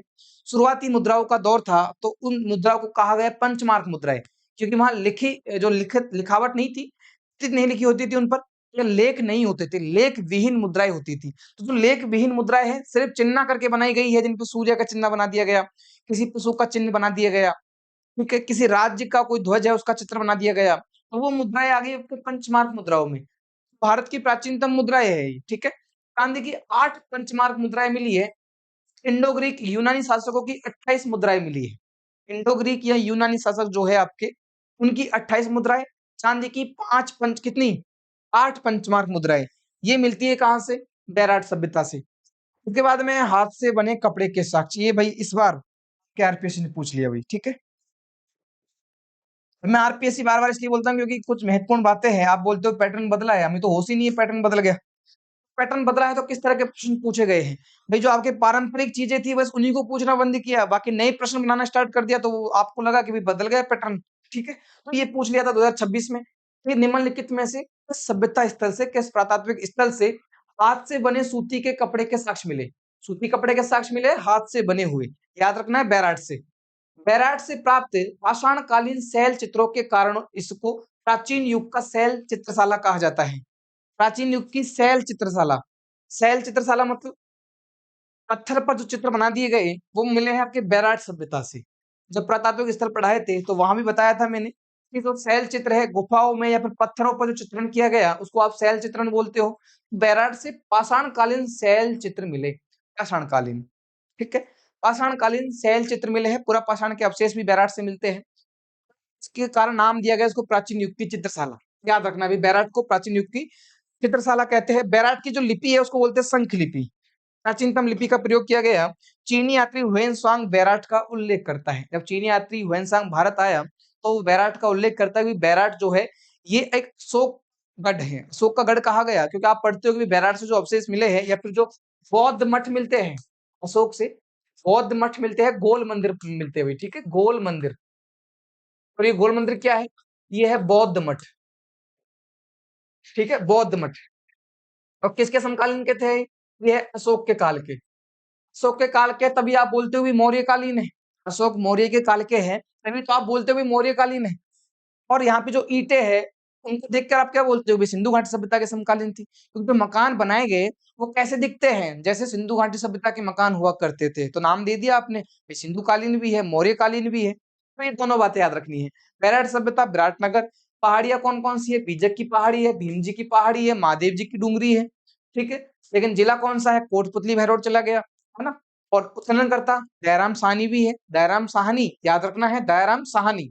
नीलरत्न बनर्जी और कैलाशनाथ दीक्षित। नीलरत्न बनर्जी 1962-63 में उत्खनन करते हैं। दयाराम साहनी 1937 में उत्खनन करते हैं। ईंटों के प्रमाण मिले हैं। ईंटों की बनावट मोहनजोदड़ो के समान थी। एक और ये भी पॉइंट आपके इंपॉर्टेंट है कि इंडो ग्रीक शासकों की 28 मुद्राएं मिली है यहाँ से और चांदी की 8 पंचमार्क मुद्राएं मिली है। पंचमार्क मतलब प्राचीनतम मुद्राएं मिली है। याद रखना है आपको। हाथ से बने सूती कपड़े के साक्ष्य निम्नलिखित में से किस सभ्यता से हाथ से बने सूती कपड़े के साक्ष्य मिले हैं? निम्नलिखित में से किस सभ्यता से हाथ से बने सूती कपड़े के साक्ष्य मिले हैं? वो है बैराट सभ्यता। बैराट सभ्यता। पाषाणकालीन शैल चित्रों के कारण कहा गया प्राचीन युग की चित्रशाला वो है बैराट सभ्यता। प्राचीन युग की चित्रशाला है बैराट सभ्यता। शंख लिपि बैराट की लिपि है शंख लिपि। ह्वेन-सांग इसका उल्लेख करता है भी, ठीक है? ह्वेन-सांग ने इनके उल्लेख किया है। दयाराम साहनी ने बैराट पर एक रिपोर्ट प्रकाशित की। इसका थीम जिसका जो आप बोलते हो रिपोर्ट का नाम क्या था? Archaeological remains and excavation at Bairat. ये प्रश्न जो है मैंने सिर्फ डाला ही इसलिए है इसको क्योंकि आरपीएससी ने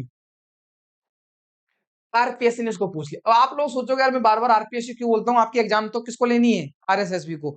अरे भई ठीक है, आप ऐसा तो है नहीं कि केवल सीईटी ही दोगे। तो कंटेंट वो पढ़ लीजिए जो आने वाली हर परीक्षा में आपके काम आए। हर परीक्षा में काम आए, तो वो कंटेंट आपको पढ़ना है। ऐसा तो है नहीं कि आप सीईटी के लिए हिस्ट्री अलग बुक उठाओगे और एग्जाम आई उसके लिए हिस्ट्री का अलग बुक उठाओगे। एक सब्जेक्ट का एक सोर्स होना है और उसी सोर्स को बार-बार पढ़ना है। ठीक है? तो ये आरपीएससी वाली बात आपको याद रखनी है। दयाराम साहनी ने एक रिपोर्ट बैराट पर प्रकाशित की है और ये आरपीएससी ने पूछ लिया। नाम याद रखना, एक बार देख के जाना तो आपको याद हो जाएगा। उसके बाद में है नलियासर सभ्यता। कौन सी सभ्यता है? नलियासर सभ्यता। नलियासर सभ्यता सांबर के निकट जयपुर में है। जयपुर में है नलियासर सभ्यता। समयावधि की बात करें, समयकाल की बात करें तो तीसरी सदी ईसा पूर्व से छठी शताब्दी तक, मतलब 300 बीसी से मौर्य काल से लेकर छठी शताब्दी मतलब हर्षवर्धन काल तक, एडी तक, 600 एडी तक, ईस्वी तक इसका विकास होता है किसका? नलियासर सभ्यता का। सोने का बना सिंह का शेर का सिर मिलता है यहाँ से किसका? नलियासर सभ्यता से। सोने का सिर मिलता है शेर का। 105 कुषाण कालीन मुद्राएं मिलती हैं। कुषाण कालीन मुद्राएं नलियासर सभ्यता से मिलती है। कांसे के कड़े और मिट्टी के बांट, माप तोलने के लिए मिट्टी के बांट मिले हैं। कांसे के कड़े मिले हैं। कुषाण कालीन मुद्राएं मिली है। निम्नलिखित में से किस पुरातात्विक स्थल से 105 कुषाण कालीन मुद्राएं मिली है? 105 कुषाण कालीन मुद्राएं मिली है, वो है नलियासर सभ्यता। नलियासर सभ्यता कुषाण कालीन मुद्राएं मिली है, सामर के निकट जयपुर में है। 300 बीसी से 600 एडी तक इसका विकास होता है। कांसे के कड़े मिले हैं, ये कोई ज्यादा खास नहीं है, बस नाम याद रखना, नलियासर जयपुर में है भाई। उसके बाद में है भीनमाल सभ्यता। भीनमाल जालौर में है, प्राचीन नाम है श्रीमाल। भीनमाल कहाँ है? जालौर में। प्राचीन नाम क्या है? श्रीमाल। श्रीमाल प्राचीन नाम है। उत्खनन की बात करें तो रतन चंद्र अग्रवाल ने 1953-54 में उत्खनन किया। भीनमाल सभ्यता का उत्खनन कब होता है? 1953-54 में। भीनमाल सभ्यता का उत्खनन रतन चंद्र अग्रवाल जी द्वारा 1953-54 में किया गया। रतन चंद्र अग्रवाल वही जिन्होंने पहाड़ सभ्यता का उत्खनन किया था। यहाँ से यूनानी दुहत्ती सुराही पर रोमन एम्फोरा, एम्फोरा मतलब आपके हैं सुरा पात्र, शराब पीने का एक पात्र है, वो मिलता है आपके भीनमाल सभ्यता से। तो इसलिए भीनमाल सभ्यता क्या कहती है कि हमारा विदेशों से संबंध था, हम विदेशी लोगों से व्यापार किया करते थे। ठीक है, ये याद रखना भी। यहाँ से कुछ मृद भांड मिले हैं, मिट्टी के बर्तन मिले हैं, वो भी विदेशी संबंध दर्शाते हैं भी, याद रखना है। शक क्षत्रपों के सिक्के, और ये अभी अगर मैं गलत नहीं हूं तो 2026 में ही आपके आरएसएसबी ने पूछा है, आपके अधीनस्थ बोर्ड ने क्या पूछा है कि निम्नलिखित में से किस स्थान से शक क्षत्रप सिक्के मिले हैं? शक क्षत्रप सिक्के मिले हैं। बिल्कुल, शकों के सिक्के मिले हैं, शक क्षत्रप सिक्के कहाँ से मिले हैं? वो है भीनमाल से। भीनमाल, भीनमाल से शक क्षत्रप सिक्के मिले हैं, याद रखना है भीनमाल से। रोमन एम्फोरा मिलता है, ये मिलता है रोमन एम्फोरा। ये क्या था भाई? ये सुरा पात्र था। ये कहाँ से मिलता है? यूनानी दुहत्ती सुराही मिलती है, यूनानी सुराही मिलती है। कहाँ से मिलती है? ये भी आपके भीनमाल से मिलती है। रतन चंद्र अग्रवाल जी 1953-54 में उत्खनन करते हैं, बिल्कुल सही बात है। प्राचीन नाम क्या था भीनमाल का? श्रीमाल। श्रीमाल याद रखना है, जालौर में है। ह्वेन ने भीनमाल की यात्रा की और भीनमाल को क्या कहा था? पीलो मोलो। क्या कहा था भीनमाल को? पीलो मोलो। ये कहा था किसने? कि ह्वेन ने। बैराट की भी इन्होंने यात्रा की है और बैराट में इन्होंने मौर्य काल के बारे में बात कही कि भाई यहाँ पे बौद्ध मंदिर मिला, बौद्धों के अवशेष मिलते हैं। ह्वेनसांग भीनमाल की भी यात्रा करते हैं और भीनमाल को पीलो मोलो कहते हैं। माघ और ब्रह्मगुप्त संबंध भी भीनमाल से है। भारत के एक जो प्राचीनतम, जो आपके आप कह सकते हो कि भारत की साहित्य में जो बात करते हो, प्रौद्योगिकी वाले साहित्य में महत्वपूर्ण योगदान दिया है इन लोगों ने। माघ और ब्रह्मगुप्त, इनका संबंध कहाँ से है? राजस्थान में भीनमाल से है। ठीक है, तो भीनमाल के बारे में ये 5-6 बातें हैं जो आपको याद रखनी है। उसके बाद में है रंग महल सभ्यता। रंग महल कहाँ है? हनुमानगढ़ में। अब इसमें सबसे महत्वपूर्ण बात क्या है रंग महल में? हनुमानगढ़ तो आप कर दोगे भाई, सरस्वती नदी बहती है, तो वहां पर एकमात्र नदी कौन सी उत्तरी राजस्थान में? सरस्वती। लेकिन इसमें खास बात है उत्खनन करता कौन है? हन्नारेड। बिल्कुल आपको याद रखना है। स्वीडन के एक व्यक्ति है, अच्छा महिला है भाई, श्रीमती हन्नारेड, इनके द्वारा इसका उत्खनन किया गया। ठीक है, श्रीमती हन्नारेड द्वारा इसका उत्खनन किया गया। ये आपको याद रखना है, रंग महल सभ्यता का। हन्नारेड, रंग महल सभ्यता याद रखना है भाई। और एक और सभ्यता अपन ने पढ़ी थी, वहां मैंने आपको बताया कि वो अमेरिका के कौन थे? उत्खननकर्ता थे। अमेरिका के उत्खननकर्ता है गिलुंड सभ्यता में। कहां पर है? गिलुंड सभ्यता में। ग्रेगरी पोसल, बिल्कुल याद रखना है। ग्रेगरी पोसल, ग्रेगरी पोसल, ये कहाँ से थे? ये अमेरिका के पेंसिल्वेनिया यूनिवर्सिटी से थे, अमेरिका। और इन्होंने उत्खनन कहाँ किया? गिलुन सभ्यता का उत्खनन किया है। दोनों विदेशियों के नाम याद रखने हैं, गिलुन सभ्यता का उत्खनन किया है भाई, ठीक है, ग्रेगरी पोसल ने। और श्रीमती हन्ना रेड्डी ने रंग महल का उत्खनन किया है, स्वीडन से है ये श्रीमती हन्ना रेड्डी। कुषाण कालीन सभ्यता के समकालीन थी रंग महल सभ्यता, कुषाण कालीन सभ्यता भी है ना, रंग महल सभ्यता कुषाण कालीन सभ्यता है। बैराट से भी कुषाण काल के अवशेष मिलते हैं, नलियासर से भी कुषाण काल के अवशेष मिलते हैं। खासकर रंग महल है आपके, भीनमाल है, भीनमाल जो है, भीनमाल से क्या मिलते हैं? मिट्टी के बर्तन मिलते हैं, रोमन एम्पोरा मिलता है, सब क्षत्रपों के सिक्के मिलते हैं। तो भीनमाल तो सिक्कों के कालीन थी, लेकिन नलियासर जो है आपके कुषाण कालीन थी, क्योंकि 105 कुषाण कालीन मुद्राएं आपके नलियासर से मिलती है भाई, ठीक है। और रंग महल से कुषाण कालीन सभ्यताओं की जननी इसको कह सकते हो आप, मान लीजिए कि प्राचीनतम स्थल है जो कुषाण काल से संबंधित है। बात करते हैं साक्ष की। गहरे लाल व गुलाबी रंग के मृदभांड मिलते हैं रंग महल से। गहरे लाल गुलाबी रंग के मृदभांड कहाँ से मिलते हैं भाई? ये मिलते हैं रंग महल से आपके, ठीक है।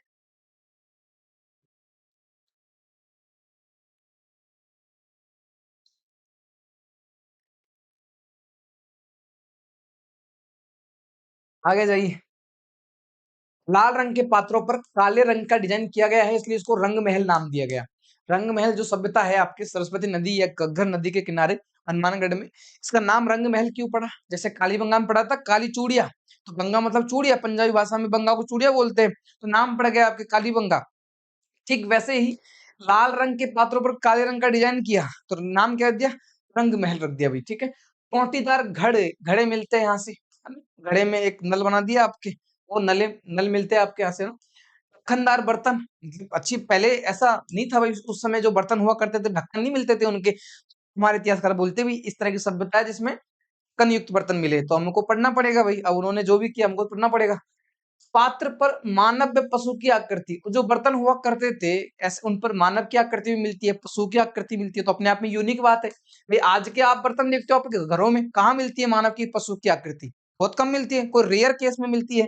तो अपने आप में यूनिक बात है कि भाई जो बर्तन मिले हैं, पुराण कालीन जो बर्तन मिले हैं रंग महल सभ्यता से, उनके बर्तनों पर आपके मानव के व पशु की आकृति मिलती है भाई। मिट्टी के पहिएदार खिलौने मिलते हैं, ठीक है। कुषाणकालीन सिक्के एवं मिट्टी की मुहर मिलती है। अब कुषाणकालीन सभ्यता है तो कुषाणकालीन सिक्के तो मिलेंगे आपकी, मिट्टी की मुहर मिलती है। गुरु व शिष्य की मूर्ति प्राप्त हुई है। यहाँ के निवासी चावल की खेती किया करते थे। रंग महल का संबंध है चावल की खेती से। काफी बार चावल का प्रश्न आया कि निम्नलिखित में से कौन सा स्थान है जहां पर, कौन सी पुरातात्विक स्थान है जहां पर चावल की खेती हुआ करती थी। ये स्टेटमेंट में भी प्रश्न आएगा आपके, तो भी आपको रंग महल में चावल की खेती और गुरु व शिष्य की मूर्ति, गुरु व शिष्य की प्रतिमा, कुषाणकालीन जो आपकी मूर्ति मिली है रंग महल से मिली है। गुरु व शिष्य की कुषाणकालीन प्रतिमा मिली है रंग महल सभ्यता से। याद रखना है भाई, बिल्कुल दिमाग में फिट कर लीजिए। जो पात्र होते हैं, बर्तन होते हैं, बर्तनों पर मानव व पशु की आकृति मिलती है रंग महल से, ठीक है। रंग महल का नाम कैसे पड़ा बता दिया मैंने आपको, मानव पात्र पर। और मिट्टी के पहिएदार खिलौने मिलते हैं यहाँ से, कुषाणकालीन सिक्के मिलते हैं यहाँ से। श्रीमती हन्ना रेड्डी का नाम याद रखना है, घग्गर नदी याद रखनी है, चावल के साक्ष्य याद रखने हैं। उसके बाद में है सुनारी सभ्यता। सुनारी है खेतड़ी झुंझुनू में, ये भी कांतली नदी के किनारे है। तो देखिए है कांतली नदी के किनारे, एक तो है आपके गणेश्वर सभ्यता, दूसरी सुनारी सभ्यता, ये भी आपके कांतली नदी के किनारे थी। सुनारी सभ्यता जो है देश के प्राचीनतम लौह अयस्क गलाने की भट्टियां मिलती है भाई। कांतली नदी जो है इसने देश की प्राचीनतम सभ्यताएं हमको दी है। जैसे गणेश्वर सभ्यता कांतली नदी किनारे है, लेकिन देश की प्राचीनतम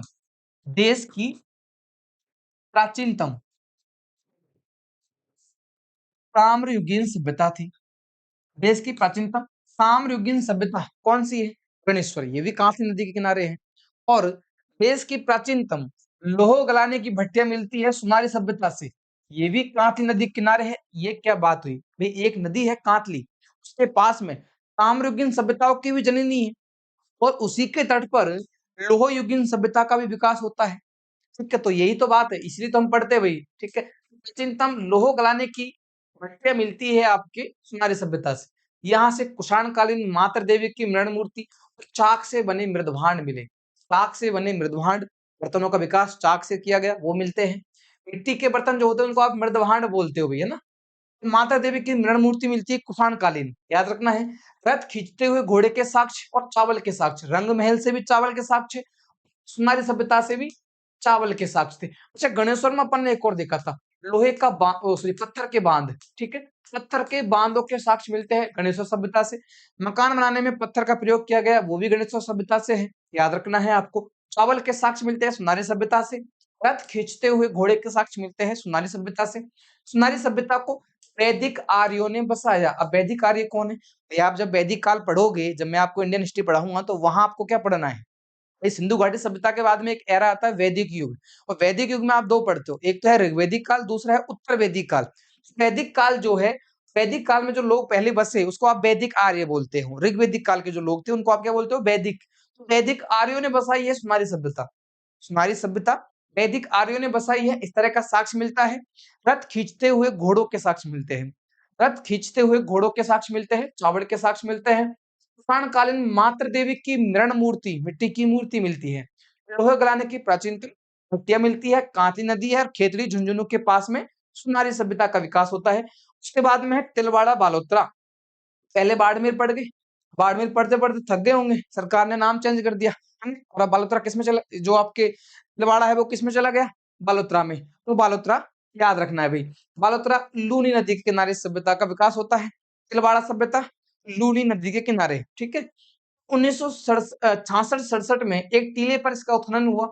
अग्निकुंड के साक्ष्य मिलते हैं, जली हुई हड्डी के साक्ष्य मिलते हैं। ध्यान रखना, प्राचीनतम अग्निकुंड के साक्ष्य तिलवाड़ा बालोतरा। भारत में प्राचीनतम किसके साक्ष्य की बात चल रही है? प्राचीनतम अग्निकुंड के साक्ष्य। अग्निकुंड के साक्ष्य कहां से मिलते हैं? अग्निकुंड के साक्ष्य मिलते हैं आपके तिलवाड़ा बालोतरा से, ठीक है। जैसे बागौर और तिलवाड़ा ये एक साथ सभ्यताएं थी, मध्य पाषाणकालीन सभ्यता है। बागौर से प्राचीनतम कृषि के साक्ष्य मिलते हैं, प्राचीनतम पशुपालन के साक्ष्य मिलते हैं, और तिलवाड़ा से अग्निकुंड के साक्ष्य मिलते हैं। लूनी नदी के किनारे इसका विकास होता है। 5 आवास स्थल यहाँ से मिलते हैं, 5 आवास। चाक पर बने लाल व स्लेटी रंग के मृदभांड यहाँ से मिलते हैं। उसके बाद में है ईसवाल सभ्यता। ईसवाल उदयपुर में है।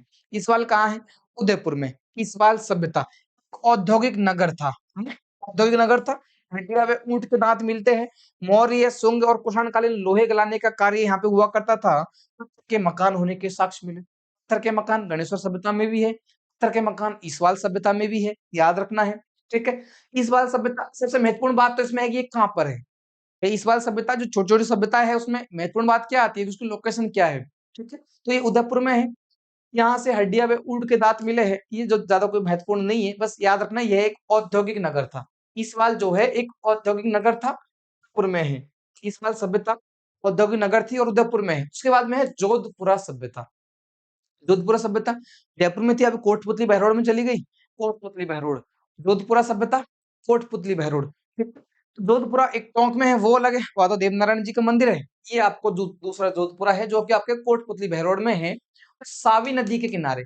याद रखना भाई, नदी का नाम पूछा जाता है इसमें।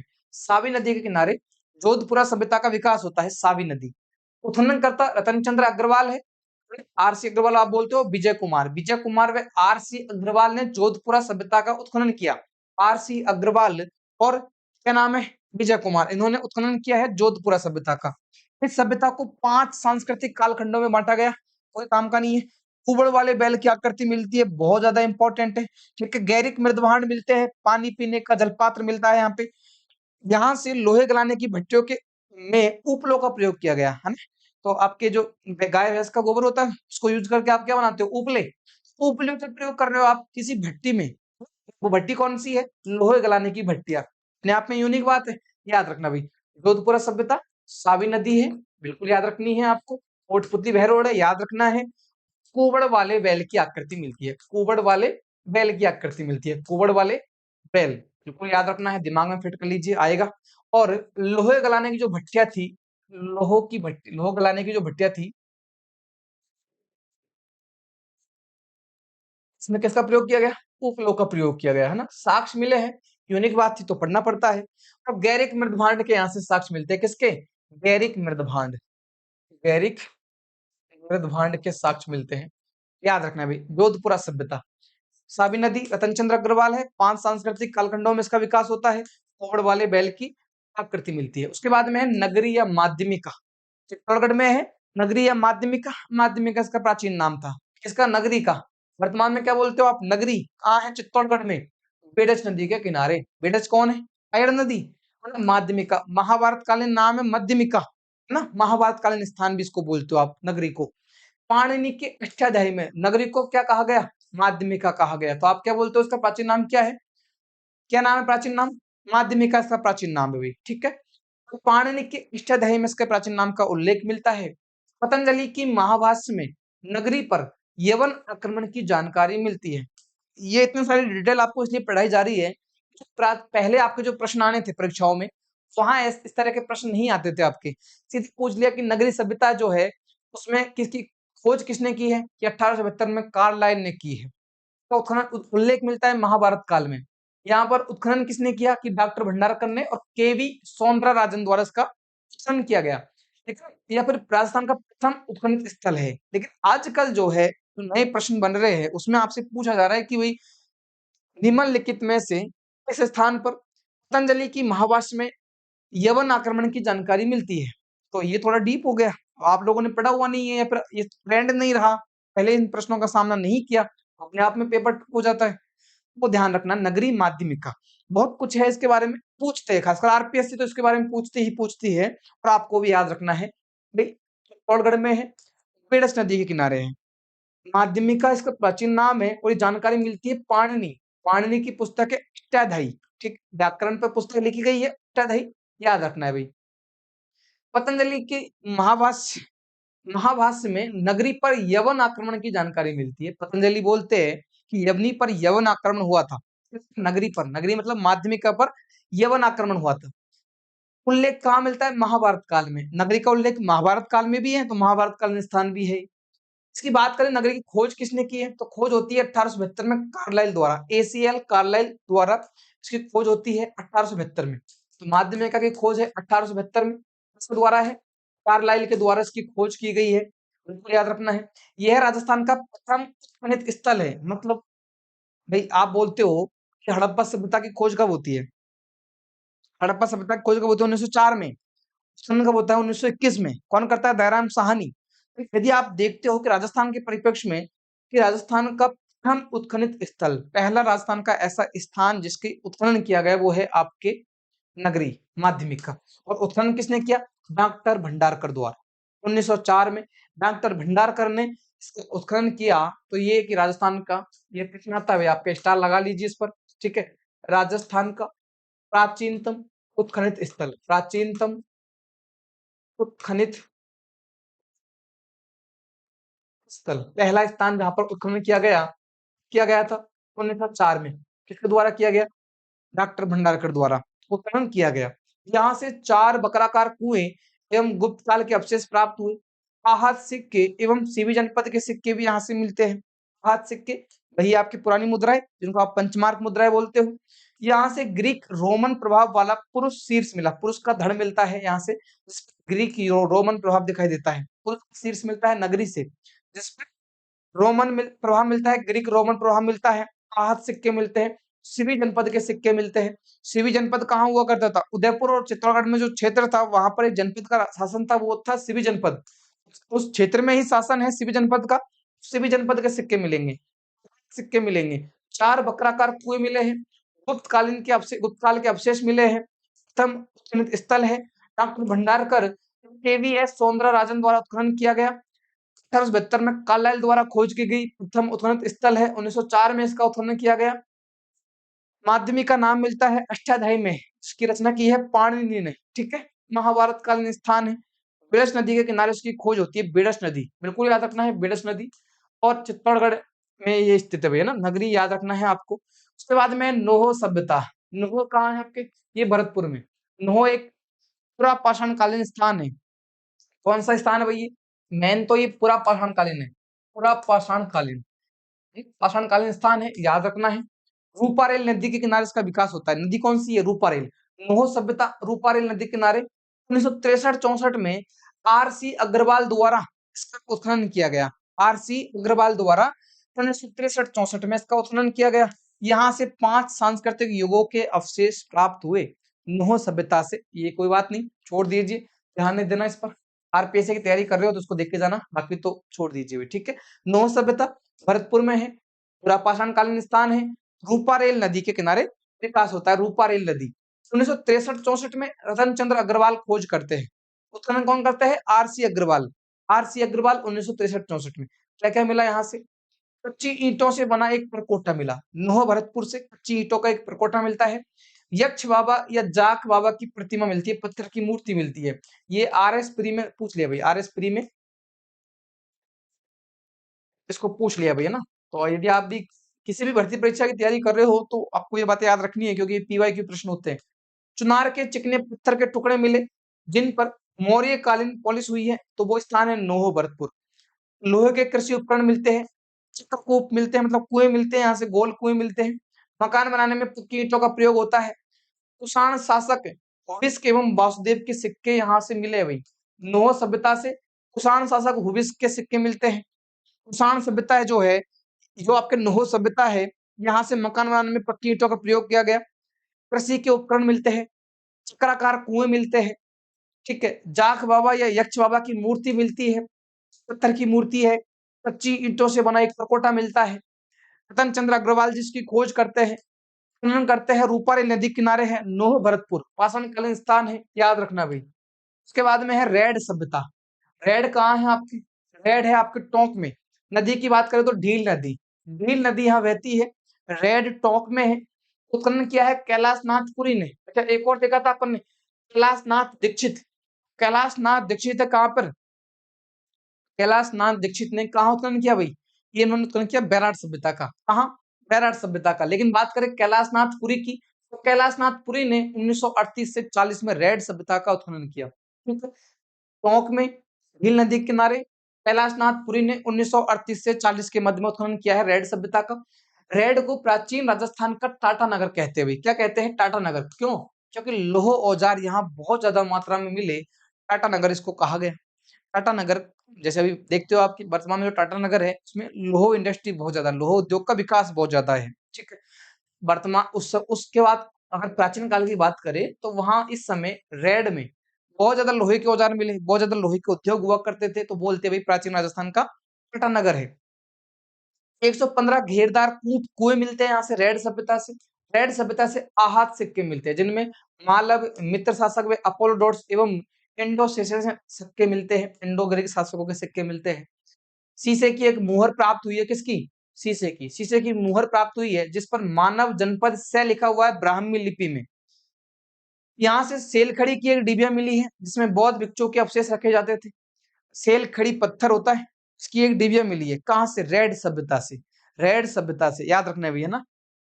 चुनार के बलुआ पत्थर का प्याला, ये इसको छोड़ दीजिए, इसको काट दीजिए भाई, ठीक है। चुनार वाला काट दीजिए। शुंगकालीन यक्षिणी की प्रतिमा मिली है।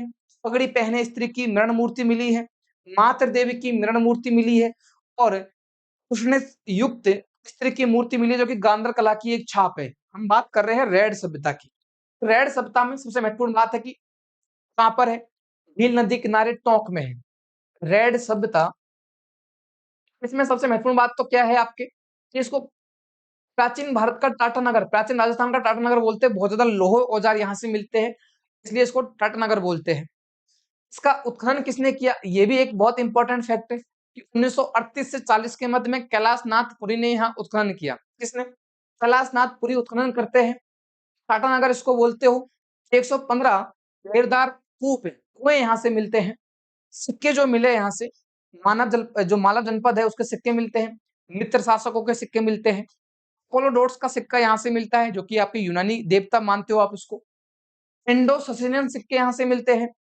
यहाँ से शीशे की मुहर प्राप्त हुई है। शीशे की मुहर प्राप्त हुई है, जिस पर मानव जनपद लिखा हुआ है, शब्द लिखा हुआ है इसमें, ठीक। सेलखड़ी पत्थर की डिबिया मिली है, जिसमें बौद्ध भिक्षुओं के अवशेष रखे जाते थे। बौद्ध भिक्षुओं के अवशेष। अब ये जो पहले प्रश्न आया हुआ है अभी इस साल आपके, पगड़ी पहने स्त्री की मृण मूर्ति।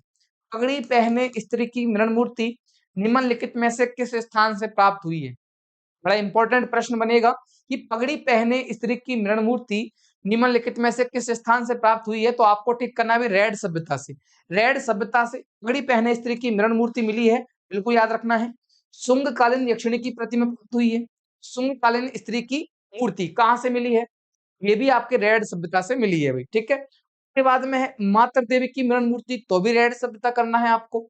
ये सारी बातें हैं, यहाँ से प्रश्न बनेगा भाई। रेड सभ्यता का आपको एक प्रश्न देखने को मिलता है, खासकर आरपीएससी का तो ये इलाका रहा है, कोर क्षेत्र, यहाँ से प्रश्न बनता ही बनता है।